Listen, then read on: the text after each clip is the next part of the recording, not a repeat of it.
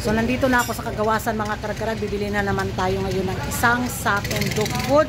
So ito yung huling sako na na-donate para sa ating chismis week ko. So tara.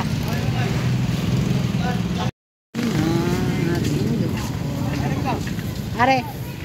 Dari oh.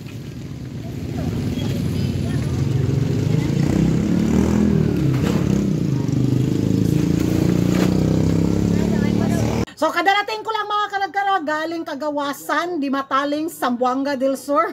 Bumili ako ng dog food para sa mga aso dito sa Lasac City para sa ating chismis week ko. So ito yung huling sako ng donasyon na natanggap ko para sa mga aso at maraming salamat sa inyong walang sawang suporta dito sa YouTube channel ko. At eto na nga, at dahil busy nga ako sa mga ganap dito sa buhay sa Lasac City, of course, hindi makaligtaan ni Kuragan ang pagkachismosa ko sa mundo ng beauty pageant dahil ay nako, ginapang na may gapangan ng nagaganap mga karag-karag.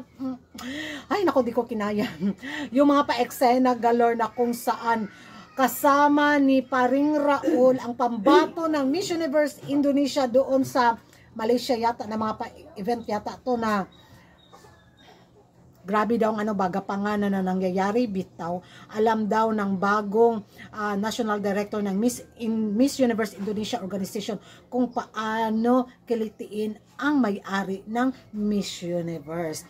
So wag na daw mabahala ang ating mga kapitbahay dahil sure ball, sure win placement na daw sila sa taon na to sa Miss Universe 2025 sa Thailand. Magiging reaction ko naman mga karag-karaga dahil nga dito sa mga kumakalat na pa-picture kasama si Paring Raul at ang pambato nila. So, hindi naman natin alam na kung ano yung maging kapalaran, di ba? Pero sa totoo lang, walang halong bias na reaction vlog to mga karag-karag.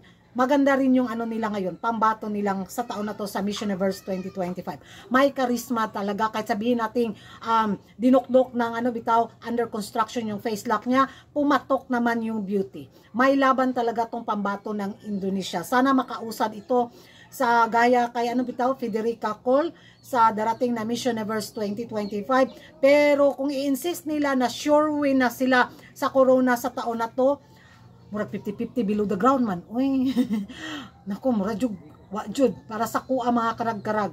Tay! Silino! Napakay bugas?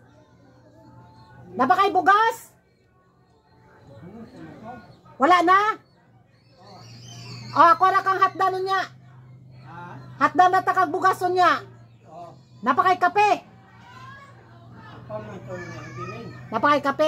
Napakay asukar. Sige lahat na nataka dito niya. So, yon si Tatay Silino dumaan. Wala na pala siyang bigas. So, mamaya bibigyan ko siya ng bigas. So, yun. Ewan ko sa inyo mga karag-karag kung ano yung magiging reaction nyo tungkol nga dito sa paisyong may gapanganan na nangyayari. Diba kung matandaan natin, unang tenor si Venezuela, tapos ito na naman si Indonesia dahil nga sa bagong national director nila. So abang na lang tayo sa mga pasabog eksena galore at of course si Maring Vena, di ba, na kung saan pumunta talaga sila ng US para bumisita din sa Telemundo. Kaya ayun, di ba? So ewan ko kung kaninong gapang system ang magustuhan ni Paring Raul. Pero tayong pins, kalma, relax, di ba? Sila ma-stress galore sila dahil pressure din talaga sila na makasungkit ng corona. Tayo, okay na tayo kung makapasok tayo sa highest placement, di ba? So, ano na lang din, blessing na lang din sa atin kung masungkit natin ang corona. Pero, as long na hindi tayo maeltokoyo, ay nako, go. Sila talaga parang aguy. At eto mga karag-karag, tapos na tayo dito sa gapangan system. Tapos na tayo dito sa gapangan system galore sa Miss Universe. Dito na naman tayo sa Miss Grand International Pageant na kung saan may sure winner na daw si Uncle mga karag-karag sa darating na Miss Grand International 2025. Walang iba kundi ang pambato ng France. Na kung saan nagagandahan talaga si Uncle. At nung makita ko itong pambato ng France, ay in fairness, kagwapa dyan sa babae. Sabaan dyan sa isda po. Ang ganda! Grabe! Sarap ilaban sa Miss Universe ba? Yung beauty, bitaw niya. Parang, nung tinignan ko bitaw yung social media niya, nakatutok lang tako. Pahabaan niya. Uy, So, sabi nga ni Uncle, beautiful, beautiful ang pambato ng France at สวยไหมสวยมากพี่บอกเลยฝรั่งเศสสวยมาก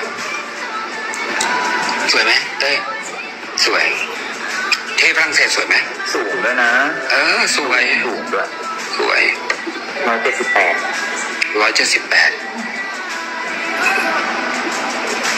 สวยยังไงก็มีท็อป78ยังไง sure nga, sabi niya, pasok na sa top 10. O, diba? Wala pa, hindi pa nagsasimula ang competition. Ayun na, may pa top 10 na si Uncle at sure na yung placement ng pambato ng France. Pero gwapa, good siya. Baka ito yung matinding maging kalaban ni Ima, basta binisaya version lang yung kang Ima. Kay Maring Ima sa back to back. Itong pambato ng France, siya talaga yung hahadlang sa ating back-to-back mga karag-karag. Kasi, ay naku, Diyosahan, Diyod ka ayo ang young face lock. Wala talaga akong masabi. Approve talaga ako kay Uncle din kung ito yung makukurunahan din ni Uncle sa darating na Miss Grand International 2025. Yan na mga karag-karag, ano yung magiging reaction nyo dito nga? May gapangan daw nangyayari mula sa Miss Universe Organization at saka Miss Universe Indonesia Organization.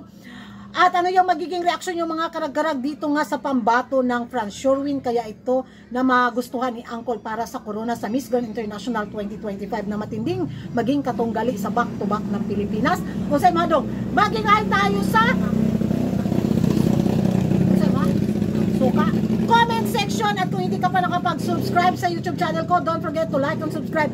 Kuragan karag and hit the notification bell para updated kayo sa mga latest kaganapan at late na intriga sa mundo ng beauty pageant. Pila kabukso ka. And thank you for watching. See you in my next vlog. Bye-bye katunggag. Bye dag ko. Pouch? Wala man ko katong nilapad. Pouch ra? Oh, pouch ra man ako